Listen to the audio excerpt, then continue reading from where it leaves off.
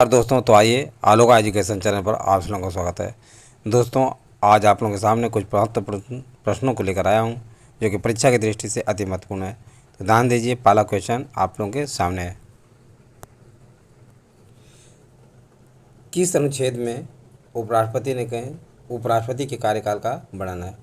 तो ध्यान रखिए दोस्तों, विकल्प आप लोगों के सामने है। अनुच्छेद 63 में, अनुच्छेद 64 में, अनुच्छेद 66 में, अनुच्छेद 67 में। तो राष्ट्रपति के कार्यकाल की व्यवस्था दोस्तों जो है, ध्यान रखिए किस में की गई है? अनुच्छेद 67 में राष्ट्रपति के कार्यकाल की व्यवस्था की गई है। और अनुच्छेद 63 में दोस्तों जो है क्या किया गया? भारत के लिए एक उपराष्ट्रपति का प्रावधान, भारत के लिए एक उपराष्ट्रपति का प्रावधान किया गया है अनुच्छेद 63 में। अनुच्छेद 64 में दोस्तों जो है उपराष्ट्रपति का राज्यसभा का पदेन सभापति होना, यानी अनुच्छेद 64 में वर्णन है कि राष्ट्रपति राज्यसभा का पदेन सभापति होगा। और अनुच्छेद 66 में वर्णन है दोस्तों, अनुच्छेद 66 में ये वर्णन है, अनुच्छेद 66 में उपराष्ट्रपति का निर्वाचन, यानी उपराष्ट्रपति का निर्वाचन से संबंधित है। तो ये बातें समझ आ गई। पुनः एक बार देखिए, अनुच्छेद 63 में भारत के लिए राष्ट्रपति का वर्णन है। अनुच्छेद 64 में उपराष्ट्रपति का राज्यसभा का पदेन सभापति होना। अनुच्छेद 66 जो उपराष्ट्रपति का निर्वाचन है। अनुच्छेद 66 क्या है? उपराष्ट्रपति का निर्वाचन है। लेकिन अनुच्छेद 67 में उपराष्ट्रपति के कार्यकाल का वर्णन है, जो कि विकल्प डी ही उचित आंसर है। तो आप लोग समझ में आ गया। नेक्स्ट क्वेश्चन देखिए, किस संविधान संशोधन के द्वारा अनुच्छेद 352 में मंत्रिमंडल शब्द को जोड़ा गया था? तो ध्यान रखिए दोस्तों, 44वें संविधान संशोधन, 42वें संविधान संशोधन, 21वें संविधान संशोधन, 52वें संविधान संशोधन। तो इस विकल्प में ये सही उचित उत्तर चुनना है कि किस संविधान संशोधन के तहत जो है 352 में मंत्रिमंडल शब्द को जोड़ा गया था। तो ध्यान रखिए दोस्तों, 44वें संविधान संशोधन के तहत, 44वें संविधान संशोधन के तहत दोस्तों जो 44वें संविधान संशोधन के तहत 1978, 44वें संविधान संशोधन 1978 के द्वारा जो है अनुच्छेद 352 में मंत्रिमंडल शब्द जोड़ा गया था। और ने देखिए 42वें संविधान संशोधन में दोस्तों जो है 42वें संविधान संशोधन के तहत संविधान में धर्मनिरपेक्ष, अखंडता और समाजवाद शब्द को जोड़ा गया था। और 21वें संविधान संशोधन के तहत दोस्तों जो है सिंधी भाषा को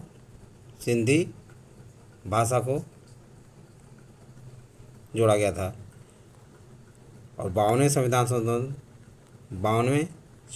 संशोधन के तहत दल बदल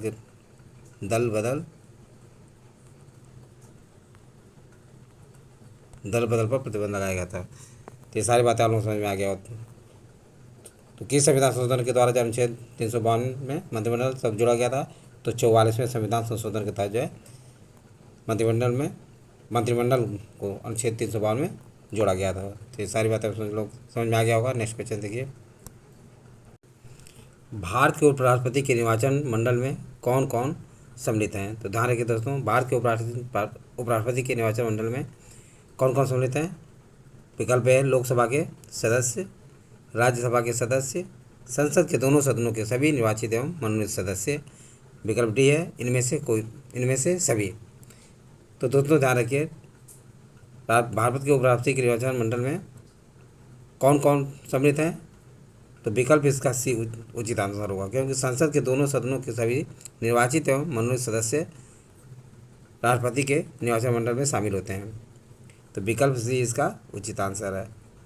संसद के दोनों सदनों के सभी निर्वाचित एवं मनोनीत सदस्य जो है उपराष्ट्रपति के निर्वाचन मंडल में शामिल होते हैं। नेक्स्ट क्वेश्चन 4 है, भारत में उपराष्ट्रपति के पद से संबंधित प्रावधान किस देश के संविधान से लिया गया है? विकल्प आप लोगों के सामने है। अमेरिका के संविधान से, इंग्लैंड के संविधान से, कनाडा के संविधान से, आयरलैंड के संविधान से और ऑस्ट्रेलिया के संविधान से।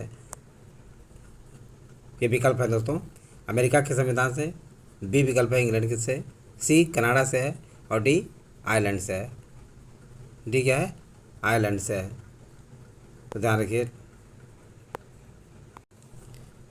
तो भारत के उपराष्ट्रपति के पद से संबंधित प्रावधान कहाँ से लिया गया है? अमेरिका के संविधान से लिया गया है। कहाँ से? अमेरिका के संविधान से लिया गया है। ये ध्यान रखिए दोस्तों, यानी विकल्प ए जो है इसका उचित आंसर है। अमेरिका के संविधान से दोस्तों जो है उपराष्ट्रपति का प्रावधान किया गया है और इंग्लैंड के संविधान से दोस्तों राष्ट्रपति का पद इंग्लैंड से के संविधान से लिया गया है। इंग्लैंड का राष्ट्राध्यक्ष है, वहाँ का नाम मात्र होता है। उसी प्रकार भारत का राष्ट्रपति जो है यहाँ पे क्या होता है? सारी सैद्धांतिक रूप से सारी शक्तियाँ तो प्राप्त होती हैं, लेकिन वास्तविक शक्तियाँ प्रधानमंत्री के पास होती है। कनाडा के संविधान से केंद्र शासन की व्यवस्था जो है ली गई है और आयरलैंड के संविधान से दोस्तों जो है नीति निर्देशक तत्वों का की व्यवस्था आयरलैंड के संविधान से लिया गया है। नेक्स्ट क्वेश्चन, राष्ट्रपति की मृत्यु, त्याग अथवा हटाए जाने की स्थिति में राष्ट्रपति का पदभार कौन सबसे पहले ग्रहण करेगा?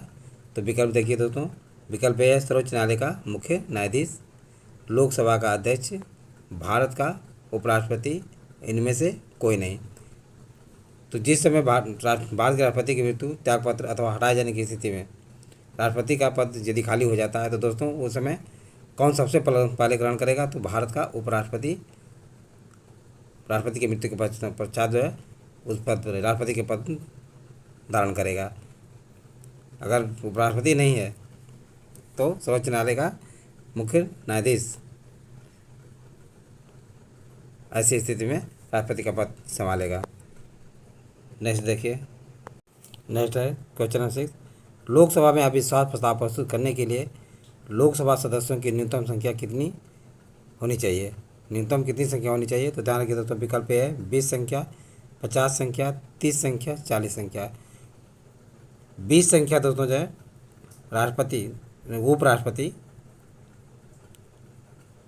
उपराष्ट्रपति निर्वाचन प्रस्ताव के रूप में 20-20 सदस्यों की आवश्यकता होती है और 50 जो है लोकसभा में अविश्वास प्रस्ताव प्रस्तुत करने के लिए लोकसभा सदस्यों की न्यूनतम संख्या कितनी होनी चाहिए? 50 होनी चाहिए। तो विकल्प जो है बी इसका उचित आंसर है और 50 सदस्यों की संख्या जो है राष्ट्रपति के निर्वाचन के समय में होता है। तो इस तरह से विकल्प बी जो इसका उचित आंसर होगा, यानी 50 इसका उचित आंसर होगा। लोकसभा में अविश्वास प्रस्ताव प्रस्तुत करने के लिए लोकसभा सदस्यों की न्यूनतम संख्या कितनी होनी चाहिए? 50 होनी चाहिए। नेक्स्ट क्वेश्चन, जवाहरलाल नेहरू की कैबिनेट में पहले गृह मंत्री तथा बाद में रक्षा मंत्री कौन बने? विकल्प आप लोगों के सामने है, लाल बहादुर शास्त्री, कैलाशनाथ काटजू, डॉक्टर राजेंद्र प्रसाद, गोपाल स्वामी अयंगर। ये अयंगर है दोस्तों, ध्यान रखिए अयंगर। तो ध्यान रखिए ये लाल बहादुर शास्त्री दोस्तों जो है जब पंडित जवाहरलाल नेहरू के बाद जो है दूसरे प्रधानमंत्री बने थे, जिनकी मृत्यु जो है भारत के बाहर हुई थी और लाल बहादुर शास्त्री ने जय जवान जय किसान किया नारा भी दिया था। कैलाशनाथ काटजू तो ध्यान रखिए यही विकल्प भी जो है कैलाशनाथ काटजू पहले गृह मंत्री तथा बाद में रक्षा मंत्री बने। कैलाशनाथ काटजू पहले गृह मंत्री और बाद में क्या हुए? रक्षा मंत्री हुए। तो विकल्प इसका भी उचित आंसर है, यानी कैलाशनाथ काटजू जो है इसका उचित आंसर है। डॉक्टर राजेंद्र प्रसाद भारत के प्रथम राष्ट्रपति बनाए गए थे और गोपाल स्वामी अयंगर दोस्तों जो है संघीय मंत्रिमंडल का पुनर्गठन इनके प्रतिवेदन पर किया गया था। संघीय मंत्रिमंडल का ध्यान रखिए, संघीय मंत्रिमंडल का पुनर्गठन गोपाल स्वामी अयंगर के प्रतिवेदन पर ही किया गया था। तो ये बातें आप लोग समझ में आ गए। नेक्स्ट क्वेश्चन देखिए, ध्यान दीजिए दोस्तों, क्वेश्चन नंबर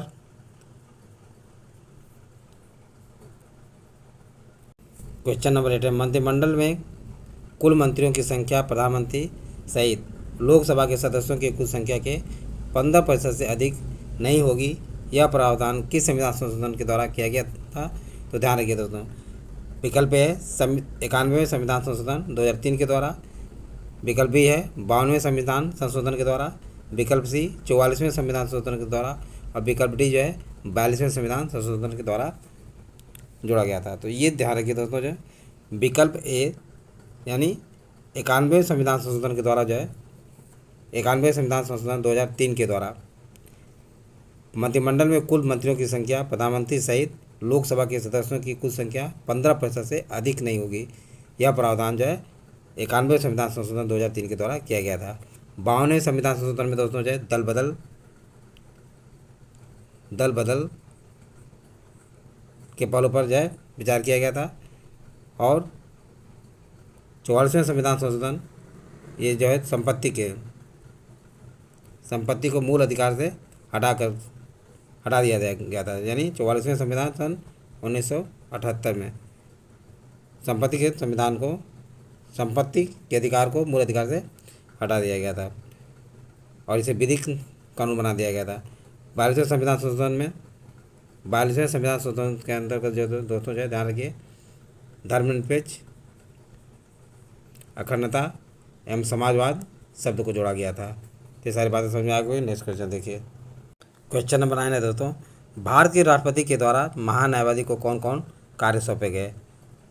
तो ध्यान दीजिए, विकल्प ए है उच्चतम न्यायालय में भारत सरकार की ओर से पेश होना, विकल्प बी अनुच्छेद 143 के अंतर्गत उच्चतम न्यायालय में भारत सरकार का प्रतिनिधित्व करना, विकल्प सी है सरकार से संबंधित किसी मामले में उच्च न्यायालय में सुनवाई का अधिकार, विकल्प डी उपयुक्त सभी। तो दोस्तों उपयुक्त सभी कार्य जो है महान्यायाधीश अटॉर्नी जनरल को सौंपे गए। राष्ट्रपति के द्वारा यानी अटॉर्नी जनरल को, महान्यायवादी को ये सभी ABC यानी सभी उपयुक्त सभी कार्य जो है महान्यायवादी को सौंपे गए थे। महान्यायवादी को कौन कौन कार्य सौंपे गए थे? उच्चतम न्यायालय में भारत सरकार की ओर से पेश होना, अनुच्छेद 143 के अंतर्गत उच्चतम न्यायालय में भारत सरकार का प्रतिनिधित्व करना, सरकार से संबंधित किसी मामले में उच्च न्यायालय में सुनवाई का अधिकार। ये सभी कार्य जो है भारत के राष्ट्रपति के द्वारा महान्यायवादी को सौंपे गए थे। नेक्स्ट क्वेश्चन नंबर 10 है दोस्तों, भारत के नियंत्रक एवं महालेखा परीक्षक की नियुक्ति एवं पदमुक्ति संविधान के किस अनुच्छेद में उल्लिखित है? तो विकल्प आप लोगों के सामने अनुच्छेद 149 में, अनुच्छेद 150 में, अनुच्छेद 151 में, अनुच्छेद 148 में। तो ध्यान रखिए दोस्तों, विकल्प डी इसका जो है अनुच्छेद 148 में भारत के नियंत्रक एवं महालेखा परीक्षक की नियुक्ति एवं पदमुक्ति के बारे में वर्णन किया गया है। अनुच्छेद विकल्प एक अनुच्छेद 149 से क्या संबंधित है? नियंत्रक एवं महालेखा परीक्षक के कार्य एवं शक्तियाँ। नियंत्रक एवं महालेखा परीक्षक के क्या है? कार्य एवं शक्तियाँ हैं। कार्य एवं शक्तियों का वर्णन है। कार्य एवं शक्तियों का वर्णन किसमें है? अनुच्छेद 149 में है। अनुच्छेद 150 में दोस्तों जो ध्यान रखिए, अनुच्छेद 150 में संघ तथा राज्यों के लेखा प्रारूपों के संबंध में राष्ट्रपति को सलाह है। संघ तथा राज्यों के लेखा प्रारूपों के संबंध में राष्ट्रपति का सलाह है। किसमें? अनुच्छेद 150 में। और अनुच्छेद 151 में अंकेक्षण प्रतिवेदन यानी 151 में दोस्तों जो है अंकेक्षण और प्रतिवेदन की व्यवस्था की गई है। तो ये चारों अनुच्छेद जो कि काफ़ी महत्वपूर्ण है, इसे आप लोग जो है अवश्य ध्यान रखिए। नेक्स्ट देखिए, नेक्स्ट क्वेश्चन दोस्तों, भारत के प्रथम नियंत्रक एवं महालेखा परीक्षक कौन थे? एवं है दोस्तों, भारत के प्रथम नियंत्रक एवं महालेखा परीक्षक कौन थे? तो के वेणुगोपाल, नरहरि राव, राधाकृष्ण, डॉक्टर राजेंद्र प्रसाद। तो ध्यान रखिए दोस्तों जो भारत के प्रथम नियंत्रक एवं महालेखा परीक्षक बी नरहरि राव थे, यानी सेकेंड विकल्प बी जो है उचित आंसर है। के वेणुगोपाल जो है वर्तमान में भारत के महान्यायाधीश हैं। भारत के क्या है? महान्यायवादी हैं। राधाकृष्णन जो है ध्यान रखिए दोस्तों, ये भारत के पहले उपराष्ट्रपति थे, और डॉक्टर राजेंद्र प्रसाद भारत के पहले राष्ट्रपति थे। भारत के पहले राष्ट्रपति बनाए गए थे। तो ये सारी बातें आप लोगों को समझ में आ गया होगा। यदि वीडियो अच्छा लगा हो तो इसे सब्सक्राइब, लाइक और करें तथा अपने सगे सब दोस्तों से करो। शेयर करना ना भूलें। थैंक यू दोस्त, नेक्स्ट वीडियो में मिलेंगे।